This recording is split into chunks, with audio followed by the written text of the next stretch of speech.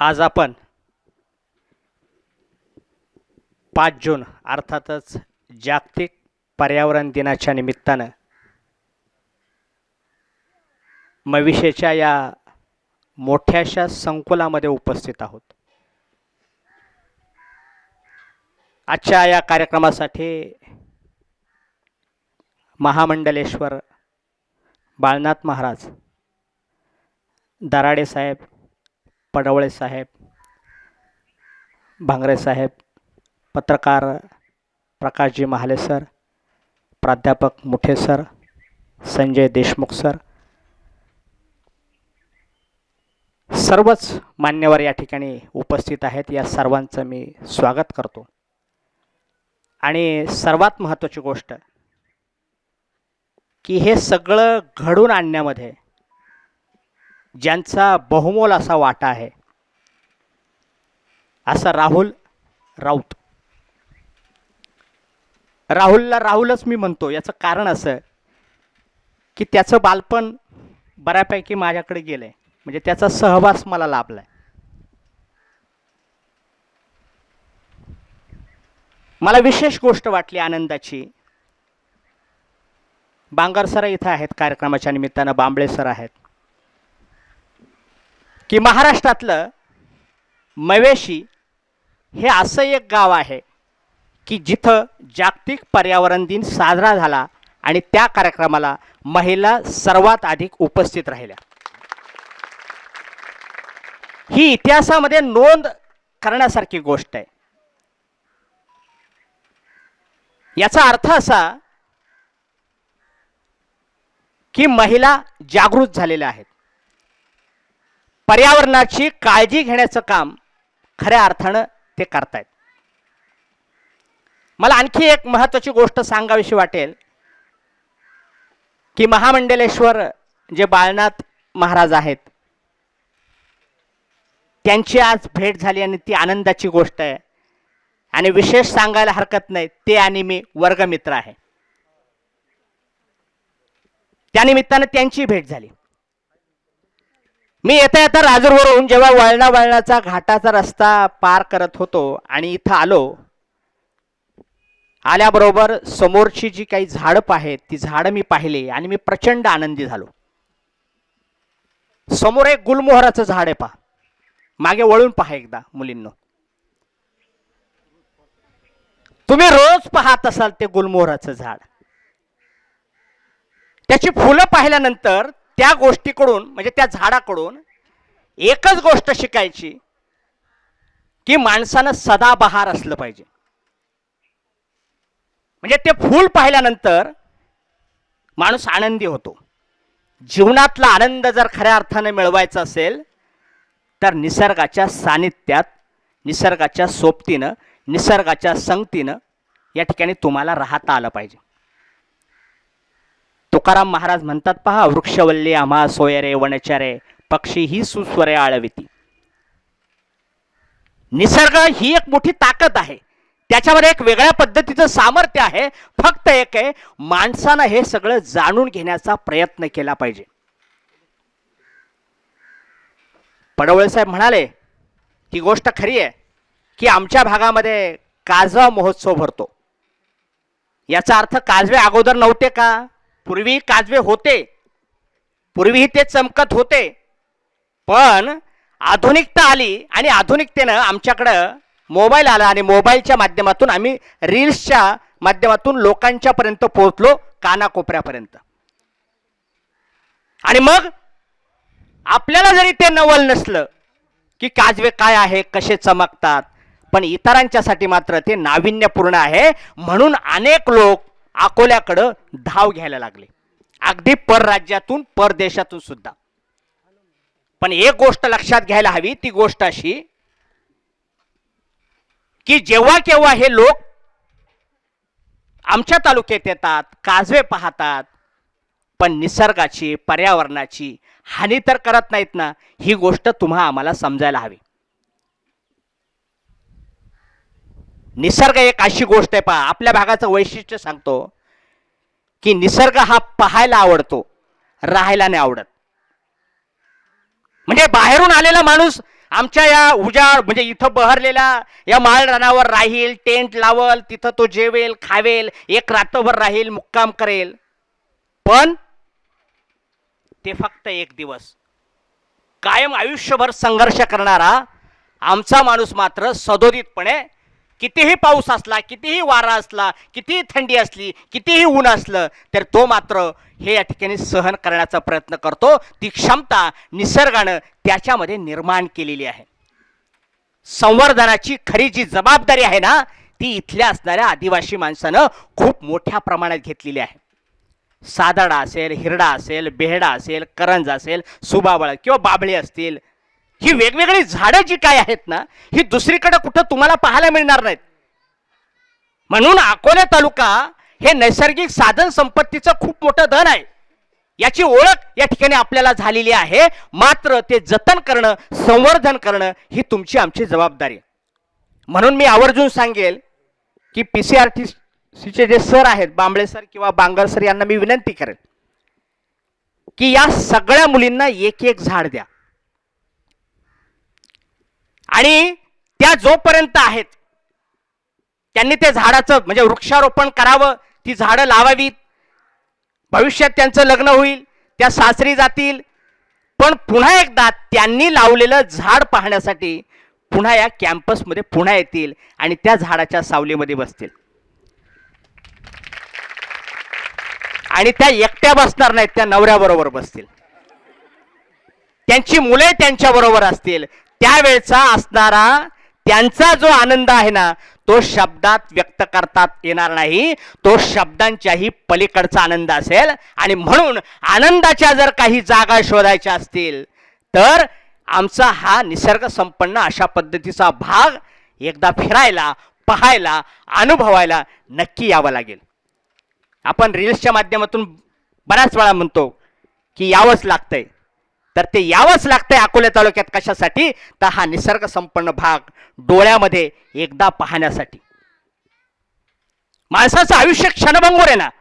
जर क्षणभंगूर आयुष्य असेल, कधीतरी मरणार असेल, आणि हा श्वास संपल्यानंतर माणूस जर या पृथ्वी तलावरून जाणार असेल, शेवटी त्याची सुरुवात आणि त्याचा शेवट हा झाडांच्या मधूनच आहे, एवढं लक्षात ठेवा.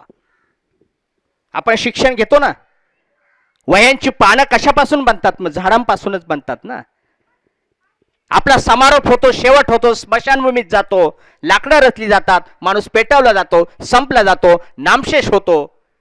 ती राख आपण नाल्या म्हणजे नदीमध्ये टाकतो, त्र्यंबकेश्वरात टाकतो. तसं करू नका ना. ती राख, ती रक्षा आपल्या शेतात टाका. एक खड्डा घ्या, त्याच्यामध्ये ती रक्षा टाका, तिथे एक झाड लावा. सरांनी मगाशी सांगितलं की चांगला उपक्रम आहे की जेव्हा दुखवटे होतात त्यावेळेस आम्ही एक झाड भेट देतो त्या नावाच्या, त्या माणसाच्या आठवणीसाठी. काल परवाच एक गोष्ट या ठिकाणी माझ्या वाचनात आली. रांजणगावच्या परिसरामध्ये एक सांडस नावाचं गाव आहे. तिथला एक मुलगा आहे. ध्येयवेडी माणसं कशी असतात की जी फक्त ध्येयाचा पाठलाग करतात. त्या मुलानं प्रत्येक शहीद जवानाच्या स्मृतीच्या आठवणी जागृत राहाव्यात म्हणून झाडं लावायला सुरुवात केली डोंगर माळावर. गावकऱ्यांनी, मित्रांनी, आजूबाजूच्या लोकांनी वेड्यात काढलं. काय वेडा आहे, झाडं लावतोयस, ही जगतील का, ही वाचतील का, याचं संवर्धन होईल का? पण त्याला एवढा मोठा आत्मविश्वास होता की तो झाडं लावत गेला. झाडं लावता लावता या ठिकाणी ती झाडं किती झाली? आज मितीला त्या सांडस गावामध्ये त्यानं 4,500 झाडं लावली. काय झालं? झाड कधीच विचार करत नाही की माझ्या सावली खाली बसलेला हा चोर आहे, भामटा आहे, संन्याशी आहे, माळकरी आहे, म्हणजे शाकाहारी आहे, मांसाहारी आहे, छोटा आहे, मोठा आहे, हे झाड कधीच बघत नाही. पा ते त्याचा गुणधर्म जे काय आहे देण्याचा, देणाऱ्याने देत जावे, घेणाऱ्याने घेत जावे. म्हणजे ज्ञानेश्वर महाराजांनी जे पसायदान म्हणालं ना की जो जे वांछील तो ते लाहो, ज्याला जे जे हवं आहे ते ते त्याला मिळू दे, हे पसायदानात म्हटलं. जर या संत मंडळींनी असा चांगल्या पद्धतीचा उपदेश आपल्याला जर केला असेल, आपल्याला किंमत नाही पाणी पूर्वी सहजपणे मिळायचं, आता पाणी पाऊच मध्ये आलं. भविष्यामध्ये ऑक्सिजनचे सुद्धा पाऊच निघतील आणि ते विकत घ्यावे लागतील. आणि आपल्याकडे एक गोष्ट आहे, सहज सोप्या पद्धतीनं विना मोबदला मिळाला की त्याची किंमत राहत नाही मी नेहमी असं म्हणतो की पर्यावरण संवर्धनाची जबाबदारी घेण्याची जे काही काम आहे ते तुमचं आमचं सर्वांचं आहे. आदिवासी भागाचं एक वैशिष्ट्य आदिवासी भागामध्ये काही काही झाडं तोडली जात नाहीत का तोडत नाहीत? ते त्या झाडांना देवच मानतात ना. मला खूप आनंद झाला की इथं आल्यानंतर मला वडाचं झाड भेट दिलं या वडाच्या झाडाच्या मुळ्या खूप खोलवर जातात, पाणी शोधत शोधत त्या खोलवर जातात आणि प्रचंड मोठा पसारा असतो वडाच्या झाडाचा. आणि मग गावागावांच्या मध्ये वडाची झाडं जास्त का आढळतात? पारा असतात, त्या पारावर लोक बसतात, जुनी जाणती माणसं असतात, गप्पा टप्पा मारतात, जुने अनुभव त्यांचे बाहेर या ठिकाणी येतात आणि त्या माध्यमातून गावचं सगळं काही जे काही विचार आहेत ते सगळं तिथं एकत्रित येतात तुम्हाला एक उदाहरण देतो 2 बिया होत्या, त्या अशा बांधावर पडलेल्या होत्या 2 बिया. त्या दोन्ही बिया विचार करायला लागतात की आता काय करायचं, इथंच थांबायचं का काय. त्यातली एक बी म्हणते मी जर जमिनीमध्ये गाडून घेतलं तर छान होईल, मी गाडून घेतलं जाईल, अंकुर फुटेल, मग त्यातून ते वडाचं झाड तयार होईल, त्याला पारंब्या येतील, लहान मुलं माझ्या जवळ येतील आणि त्या पारंब्याला लटकतील आणि मला आनंद होईल. ते झाड, ती बी असा विचार करते. दुसरी बी विचार करते का गाडून घ्यायचं मातीमध्ये, गाडून घेऊन झाड होणार, वडाचं होणार, मुलं येणार, मला लटकणार, मला त्रास होणार, त्याच्यापेक्षा गाडूनच घ्यायचं नाही, वरच्यावर राहायचं. एक कोंबडी येते आणि तो दाना खाऊन घेते. सांगायचे काय नेमकं की जर गाडून घेतलं असतं तर त्याचं झाड झालं असतं, मुलं आली असती, त्या पारंब्यांना लोंबकाळली असती, पण वरच्यावर राहिले त्याच्यामुळे त्या कोंबडीने खाऊन घेतला. तुम्ही नेमकं ठरवायचं की या व्यवस्थेमध्ये जीवन जगत असताना तुम्ही गाडून घ्यायचं की वरच्यावर राहायचं, कारण वर राहिलो तर संपून जाणार आणि मातीत गेलो तर त्याचं झाड होणार.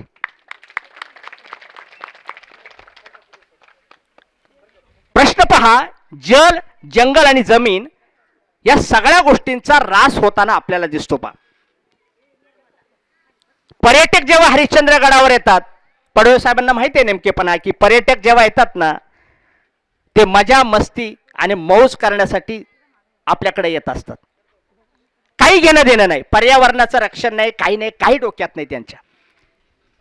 बिस्लरीच्या बाटल्या फेकल्या जातात, पाऊच फेकले जातात, मॅगीची पाकिटं फेकली जातात, सगळं काय होतं. राहुल सारखा एक ध्येयवेडा माणूस त्या परिसरात जातो, बाटल्या गोळा करतो, काय जे असेल ते. काय वाटलं राहुलला हे सगळं करावं? जेव्हा केव्हा मी गमतीनं बऱ्याच वेळा त्याला असं म्हणालो राहुलला, फक्त गमतीनं म्हणालो बरं का त्याला, की राहुल तुझा व्यवसाय आहे लाकूड रांधायचं, बरोबर आहे, रंधा घ्यायचा, ते लाकूड हे करायचं, दरवाजे बनायचे, खिडक्या बनवायच्या, तुमचा व्यवसाय पारंपरिक तो आहे, म्हणजे तुझ्या वडिलांनी तो व्यवसाय केला. पण तेच तू परिवर्तन केलं, तुझ्यामध्ये बदल घडून आणला आणि आता तू झाडं लावायला लागलास आणि लोकांना सांगायला लागलात की झाडे लावा, झाडे जगवा. विद्यार्थी मित्र हो, ही गोष्ट इतकी महत्वाची आहे. एक गोष्ट आहे ना, मी जसं म्हणतो ना, आपले आई वडील जोपर्यंत आहेत तोपर्यंत आपल्याला किंमत आहे. मी याही पुढे जाऊन सांगेल ना, जोपर्यंत निसर्ग आहेत ना तोपर्यंत आपलं अस्तित्व आहे. ज्या वेळेस हा निसर्ग संपेल, संपुष्टात येईल, तेव्हा मात्र मानवी जीवन खूप भयावह असेल. याची जाणीव किमान झोपताना एकदा तरी व्हावी की मी हे झाड तोडणार आहे, मला तोडायचंय, मला किती लागतंय, किती करतो आहे. आणि म्हणून ह्या जाणीवा जोपर्यंत जिवंत राहत नाहीत, माणसं सुखी आणि समृद्धी खरं तर निसर्गामुळेच आहे. पहा, म्हणजे बघा की जेव्हा केव्हा तुम्ही निसर्गाच्या सानिध्यात जाल ना, मी नेहमी सांगत असतो, पहा की जेव्हा तुम्ही विहिरीच्या कडेला बसाल आणि तुमचा मूड जर चांगला असेल तर तुम्ही छोटासा दगड त्या विहिरीत टाकून बघा, तरंग अशा उमटतात पहा एकामागे एक. तुमचा मूड चांगला आहे हे त्याचं लक्षण. पण तुमच्या डोक्यात राग आहे तर तुम्ही भला मोठा दगड उचलाल आणि विहिरीत टाकाल, त्यावेळेस तरंग उमटणार नाहीत. तुमच्या भावना, तुमच्या संवेदना, तुमचे विचार, तुमचा आचार आणि तुमची असणारी जी काही कृती आहे ही या सगळ्या माध्यमातून व्यक्त होते. आता उल्लेख झाला भीष्माता राहीबाई पोपेरे यांचा. आम्ही राही मावशीच म्हणतो त्यांना. अन्नमाता ममताताई भांगरे. आणि काल परवाच बारीला या ठिकाणी बाळू घोडे नावाचे या ठिकाणी एक व्यक्ती आहे. ही झपाटलेली माणसं आहेत पहा. कुठल्याही याची अपेक्षा नाही, काम करत राहणं. मानवी जो काही स्वभाव आहे ना, बघा सेंद्रिय शेती व्हावी एका अनपढ अशिक्षित स्त्रीला एवढं कळतं की अरे निसर्गाचं संवर्धन झालं पाहिजे, कुपोषण थांबलं पाहिजे, बाळ सुदृढ राहिलं पाहिजे, हे तिला कळतं. म्हणजे जे आमच्या असणाऱ्या अशिक्षित अनपढ स्त्रीला कळतं ते शिकलेल्या माणसाला का कळू नये असा मोठा प्रश्न या ठिकाणी माझ्या समोर उभा राहतो. आणि म्हणून धोत्रातली, पायजामातली, टोपीतली माणसं जोपर्यंत आहेत ना तोपर्यंत निसर्ग वाचेल याच्यावर माझा ठाम विश्वास आहे. फक्त एक काम करा, त्या माणसांशी गोडीनं गुलाबीनं त्यांच्या त्यांच्या काळातलं जे जे काम आहे ना हे समजून घेण्याचा प्रयत्न करा. एक फक्त उल्लेख करतो पहा, आम्ही सगळं काम करतो पण आम्हालाच आमच्या भाषेची लाज वाटायला लागते. पहिल्यांदा मला वाटतं मी आदिवासी आहे. मी म्हणतो ठामपणे सांगा मी आदिवासीच आहे. आमच्या म्हणून मी म्हणलं निसर्ग संवर्धन करता करता बोली भाषेचं संवर्धन करणं हे सुद्धा गरजेचं आहे ना. मला लाज वाटते मी माझी भाषा बोलायला लागलो का, कवा आलाय रे बा असं म्हणलं का मला वेगळं वाटतं. समोरच्यानं म्हणा औंदा आलोय, येरी आलोय, कायाला आलोय, कुईक चाललाय. इथं साकीरवाडीचे भुईर आहेत ना, वायरा. तुमच्याकडं सखी वाकडी नावाची एक स्त्री होती, बरोबर आहे. जांभळ माथा, केसाळदारा, हे आमचं वेगळेपण आहे ना भाषेचं, त्या परिसराचं. याच्याबद्दल थोडासा विचार करायला हवा ना की हे वेगळं का, इतरांपेक्षा वेगळं का. आम्ही सुधारलो, प्रगतीच्या दिशेने झालो, विकासाच्या दिशेने जायला लागलो, पण आम्ही हे सगळं याचं संवर्धन करणार आहोत किंवा नाही. जळालेला डोंगर पाहताना आतून मला तरी कुठेतरी वाटायला पाहिजे ना की मीच जळतोय, डोंगर नाही जळत. वाटलं पाहिजे ना हा माझा आहे ना. म्हणजे हा एबीपी माझा वगैरे नाही, हा माझा आहे, हा डोंगर माझा आहे, हा विचार माझा आहे, हे निसर्ग माझा आहे, ही झाडं माझी आहेत, ही पानं फुलं माझी आहेत. ज्यानं सगळं काही दिलं त्याच्यासाठी मी काय करतो हे जळताना कुठेतरी आतून वाटलं पाहिजे. राहुल आणि त्यांचा जो असणारा जे काही लांगे सर आहेत, कोंडार सर आहेत, भांगरे सर आहेत, हा जो परिवार आहेत ना पडवळे साहेबांसहित, यांनी निसर्ग संवर्धनाची ही मोहीम, आणि म्हणून अकोले तालुक्यातली ही सर्वात महत्वाची गोष्ट आहे. जेव्हा इतिहास लिहिला जाईल अकोले तालुक्याचा तेव्हा पर्यावरण नावाचा संवर्धन करणारा ग्रुप अकोले तालुक्यात होता, ही सुवर्ण अक्षरानं याची नोंद घेतली जाईल. काम करत राहा, काम करत राहा, माणसं येत जातील. पहिली वेड्यात काढतात माणसं. अण्णा हजारेंना वेड्यात काढलं, ममताताईंना काढलं असेल, अनेक लोकांना वेड्यात काढतात. लोकांचा तेवढाच धंदा आहे. कारण आता तर हे आल्यामुळे खूप प्रॉब्लेम झालाय. वेड्यात काढणं आणि याच्यावर टाकलं की त्याला व्ह्यूज येतात, लाईक्स येतात, शेअर केलं जातं. आणि मग मुख्य जो उद्देश आहे पर्यावरणाचा, जागृतीचा, तो उद्देश मात्र या ठिकाणी बाजूला राहतो. आणि म्हणून हे सगळं काम करत असताना राहुलला साथ द्या, राहुलला चांगल्या पद्धतीचं सहकार्य करा, झाडे लावा, झाडे जगवा आणि पर्यावरणाची चांगल्या पद्धतीने काळजी घ्या. मवेशी गावामध्ये येऊन या ठिकाणी माझा सन्मान केला, मला वृक्ष भेट दिला आणि सर्वात महत्त्वाची गोष्ट मायेची शाल दिली की जी दराडे साहेबांनी अजूनही काढली नाही. शालमध्ये खूप पॉवर असते आणि म्हणून ही शाल मला मिळाली. मला त्या मायेच्या या माणसांच्या ऋणामध्ये मी राहील. राहुलने मला फोन केला आणि आग्रह केला की सर तुम्हाला कार्यक्रमाला यावं लागेल. मला जायचं होतं पण मी आलो. शेवटी माझं एक वैशिष्ट्य आहे, मी एखाद्याची मान मोडेल पण मन मोडणार नाही आणि म्हणून मन राखण्यासाठी मी इथं आलो, माझा सन्मान केला. आपल्या गावकऱ्यांना सगळ्यांना पाहून प्रचंड आनंद झाला. माझ्या आयुष्यामध्ये माझ्या डायरीमध्ये ही सुद्धा सुवर्ण अक्षराने नोंद या ठिकाणी मी घेईल. धन्यवाद. साई दृष्टी नेत्रसेवा चष्माघर अकोले शहरातील सर्व अत्याधुनिक सुविधा उपलब्ध असलेले एकमेव अद्ययावत शोरूम म्हणजेच साई दृष्टी नेत्रसेवा चष्माघर. आमच्याकडे Titan, Fastrack, Puma, Oakley, Velocity, CK, Ray-Ban, ID, Vogue, Police, Stepper, Scott, Carrera, Tommy Hilfiger, Killer, Crizal, Zeiss, Prime, Bronzer, Yash, Bausch and Lomb, Johnson and Johnson, Alcon आदी कंपन्यांच्या फ्रेम्स, सनग्लासेस, लेन्सेस व contact lenses योग्य दरात उपलब्ध. तसेच Titan company लेन्सेसचे एकमेव अधिकृत विक्रेते. आता अकोल्यात प्रथमच ऑटो मशीनद्वारे चष्म्याची रोबोटिक फिटिंग. प्रोग्रेसिव्ह चष्म्यासाठी डोळ्यांचे व चष्म्याचे अचूक मोजमाप करण्यासाठी जाईस कंपनीचे सॉफ्टवेअर असलेला ॲपल कंपनीचा टॅब. तज्ज्ञ ऑप्टोमेट्रिस्टकडून कॉम्प्युटरद्वारे डोळ्यांची मोफत तपासणी, डोळ्यांची मायक्रोस्कोपिक तपासणी, काच बिंदूचे अचूक निदान करण्यासाठी डिजिटल टोनोपेनद्वारे डोळ्यांचे इंट्राऑक्युलर प्रेशर मोजणे, पॅकीमीटरद्वारे बुबुळाची जाडी मोजणे, कॉन्टॅक्ट लेन्सेसच्या अचूकतेसाठी कॅरेटोमीटरद्वारे बुबुळाचं मोजमाप करणे आदी अत्याधुनिक सुविधा उपलब्ध असलेले अकोले शहरातील एकमेव चष्माघर. आपल्या अनमोल डोळ्यांच्या समस्येसाठी बिर्ला आय हॉस्पिटल नाशिक यांच्या माध्यमातून तज्ज्ञ डॉक्टर दर गुरुवारी सकाळी 10:30 ते 3:30 पर्यंत साई दृष्टी नेत्रसेवा चष्माघर इथे उपलब्ध राहतील. आमचा पत्ता साई दृष्टी नेत्रसेवा चष्माघर, अकोले बसस्थानकाच्या मागील बाजूस, जय महाराष्ट्र हॉटेलच्या पाठीमागे, अकोले, तालुका अकोले, जिल्हा अहमदनगर. संपर्क 91 36 52 93 93.